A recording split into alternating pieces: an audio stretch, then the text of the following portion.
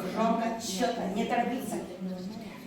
Мы сегодня пригласили в гости наших смелых мам. Мы стишки для вас учили и сейчас расскажем вам. Нарисуем цветы и мамочкам подарим, а теперь в красивом зале радости подарим. А теперь красиво зале будем рады волновать. Мы для вас сегодня пляшем, мы вам песенки поем. Дорогие наши мамы, поздравляю детским днем. Да, молодцы, ребята, молодцы, мои мамочки, дальше. Так.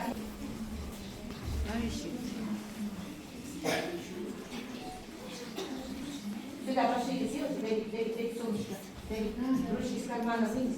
Ребята, встаньте, как я вас учила. Нос и красивая осаночка. Громко, четко. Внимание.